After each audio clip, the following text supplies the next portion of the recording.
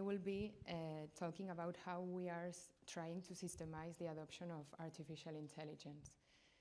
Here is the content of my presentation. I will start talking a bit about the context, and then I will go directly to the main axis of this AI strategy in Catalonia.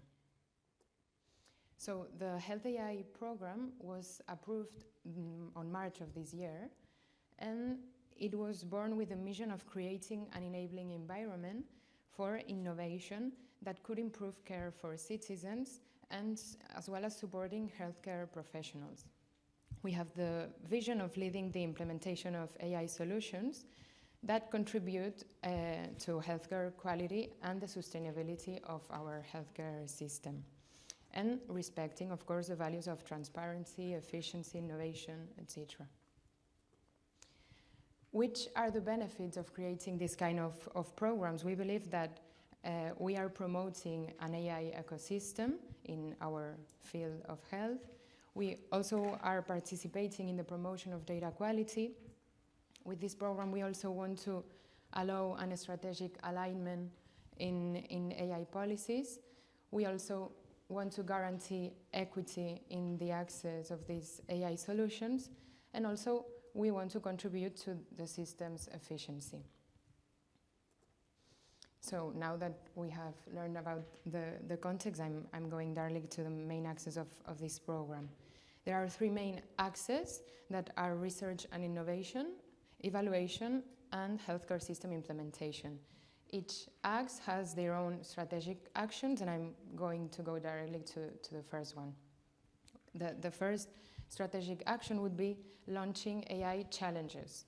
The main aim of this strategic action is to cover the needs of the healthcare system that could be solved through the application of AI.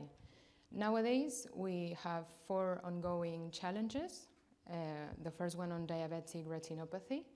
Then we have another challenge on chest X-ray, identifying the main findings in chest X-ray. Then we have another 2 challenges in the scope of dermatology and drug prescription and medicines. Here you can see a schema of how we are imagining these challenges. And as you can imagine, adopting an AI solution at a systemic level is complex and involves several institutions and professionals. And what the challenges try to do is, first of all, identify the needs, and we go through a challenge proposal development and approval. And once the executive committee of the program accepts this challenge, we start involving professionals and experts in a specific working group of this challenge.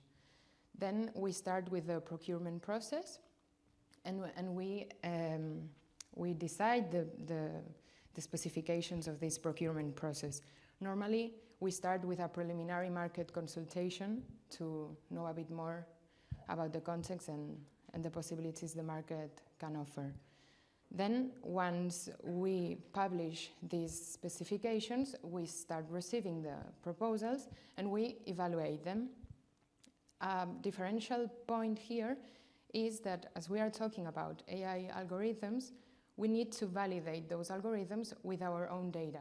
That's why there's a validation step with our own, with the healthcare system datasets to validate those algorithms. Then we adjudicate the contract and we would start the deployment stage.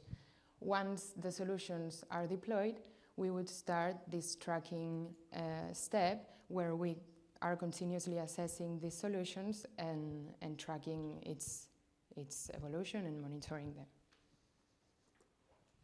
Another strategic action in this axe is supporting local AI initiatives. The main aim of this action is promoting those initiatives in the Catalan ecosystem that could bring high value to the whole system. How we do it?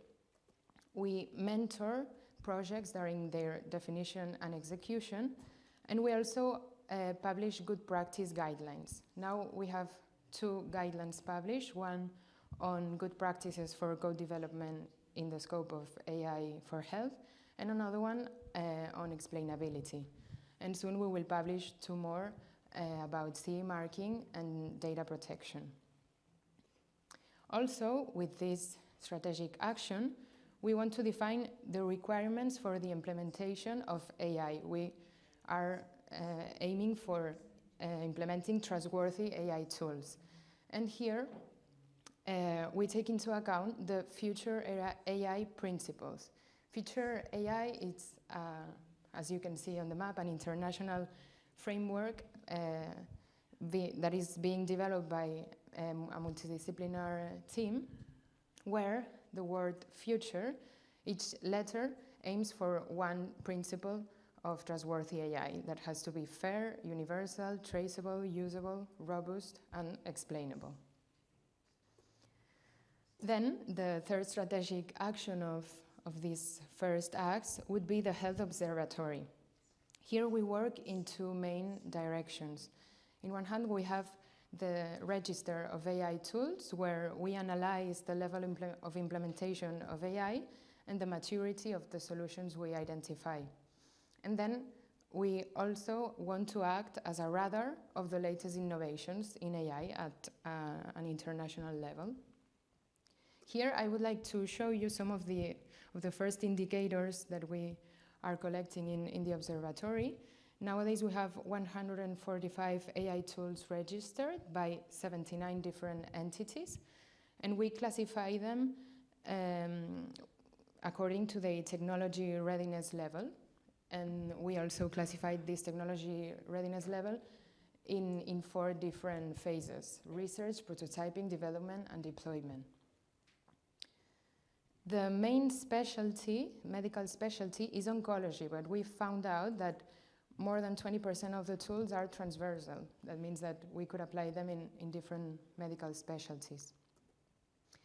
We also wanted to highlight that it depends on the maturity level, but not all the tools consider interoperability and standards, which in the future could bring difficulties when integrating these solutions. And we also have 19 CE mark tools registered, mainly class 2A. Then I would like also to highlight that only 42% of the tools that we have registered use explainability techniques, mainly variable importance, but here on the table you can see other combinations we have encountered. And also, regarding input data, most tools use images, and some of them combine them with tabular data. Here also you can see other combinations we have seen. And then, if you remember, the program had 3 different axes.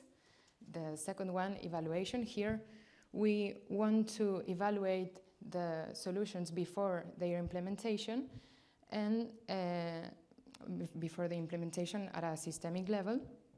And we are developing a methodology for that. And also we are developing or designing a monitoring system for once these solutions are already implemented. This monitoring system will allow us to build indicators, reports, and plan periodical retraining if necessary. And then we have the implementation acts, where we are working to integrate solutions, and here we would also include data governance. And we are also working on training of healthcare professionals. We are developing an AI plan depending on the needs and the profile. And we are organizing different talks and content to keep healthcare professionals up to date in our area. And the last strategic action here would be communication. We are now designing a new website for the program, the visual identity, and we are participating in congresses like this one. So that would be what I wanted to tell you. Thank you very much for your attention.